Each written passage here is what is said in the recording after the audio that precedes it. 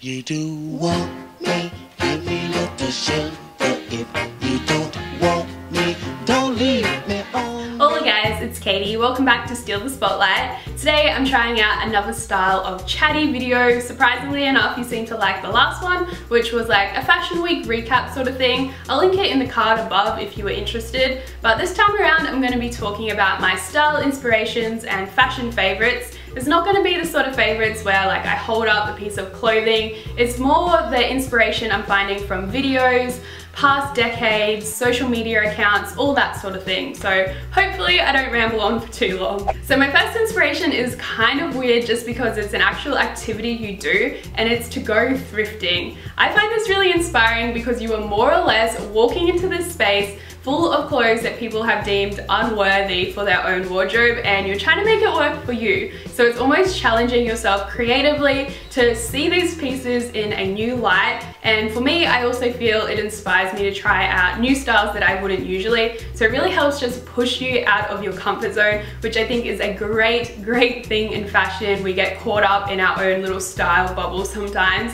So if you guys haven't been thrifting, definitely recommend opening a new tab in Google right now and searching for the closest op shop, charity shop, thrift store, whatever you call it, near you. Also, just a side note, if you're looking for some extra inspiration when it comes to vintage clothing, definitely just follow a bunch of vintage stores on Instagram. Even if they're not vintage stores in your location, you'll just get to see some really groovy photos which will hopefully inspire you when you're out shopping. This next one actually ties in perfectly, and it is taking inspiration from previous decades. My main influence at the moment is actually the 60s. It was such a fun time for fashion, and even for music. One of my favorite tracks at the moment is from 1967 or 68. It's by Brenton Wood called Gimme Little Sign. Totally recommend you guys check it out. It's such a feel-good song to get you moving in the morning. I used a little snippet of it in the beginning of this video, but I'll have the full song listed down below. But back on track with the fashion, my favorite time of the 60s was definitely mid to late 60s,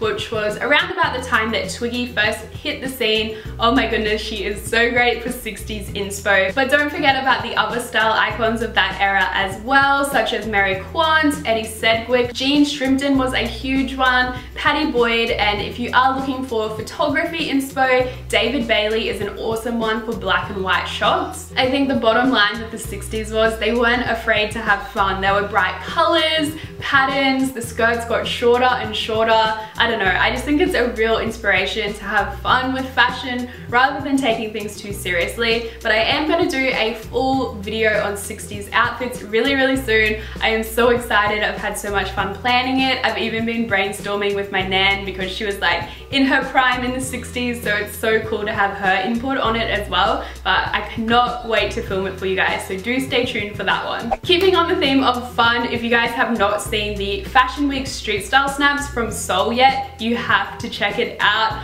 Oh my goodness, this is my favorite fashion week so far this year. So I'll leave a whole thread down below that Vogue.com put together of the street style snaps. It's like nearly 150 photos, I think, but definitely worth flicking through. They have incredible fashion. They're not afraid to be bold, crazy, and have fun. Honestly, I wouldn't wear half of the looks, but it's still a really good source of inspiration to take little things from here and there and put it into your own wardrobe. And seriously, the guys over there are killing the game. Whoever said that men's fashion is boring has to look at these photos because it is anything but. Let's be real though, Korea has been setting the trends everywhere lately. Lots of big makeup brands and makeup gurus have been taking on the Korean beauty trends, which is awesome to see. And even in music, K-pop seems to be taking over. I'm trying to get into it, so if you guys have any specific recommendations, let me know in the comments.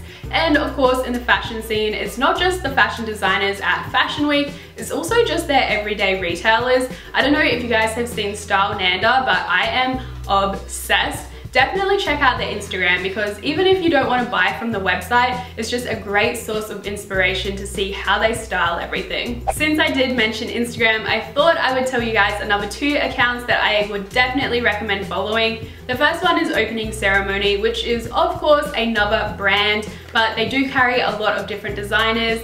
most of which I can definitely not afford at the moment, but again, it doesn't stop me from getting inspired from their Instagram account. It is a really awesome feed and I love the use of color on there as well. And the other one is Vogue Runway. If you're just looking for a quick fashion fix, I'd recommend their Instagram account, but otherwise download the app from the App Store. It is free. This is not sponsored, but it is the best app I have on my phone at the moment. A lot of you guys ask me how I keep up with all the Fashion Week shows and the designers. It's that app. They have all of the collections on there, so it is a great tool. Another area where Vogue is killing it is actually right here on YouTube. I'm sure a lot of you are already subscribed to British Vogue, but if you aren't already, check them out. They have incredible content. One of my favorites is the series hosted by CHUNG, which is called The Future of Fashion, and it's just a really cool insight into the industry. And since it is hosted by Alexa, it just makes it a little bit more fun. She always brings her quirky sense of humor to the mix. This is by no means a new series. I think it started about 6 months ago.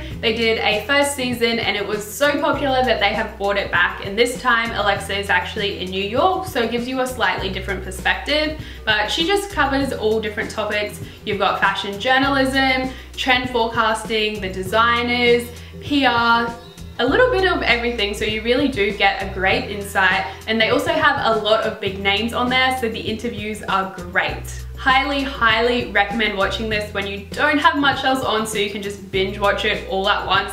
That's what I did and I definitely don't regret it. If you're watching this video, you are probably a YouTube addict like me, so I thought I'd just leave you with 2 channel recommendations of girls that I am loving at the moment. The first one is Diana from Wild Moon. She is such a sweet girl and her content is incredible. She actually studies at FIT, so you know she knows her stuff, and honestly her retro vintage vibes are just awesome, so highly recommend checking her out. The other one is Tara from Fashion Bambini. She is a fellow Australian and again such a sweet girl. I absolutely love that she has a really cool personal style. She's not afraid to go bold with her colors and her patterns, and oh my goodness, I get so much inspiration from her to just step outside my comfort zone, so definitely check out her as well. I'll have them linked down below and their Instagrams and everything. So that's all for today's video, guys. I really hope you enjoyed this one. If you did, be sure to give it a big thumbs up, and I'd love to hear what your style inspirations are at the moment, so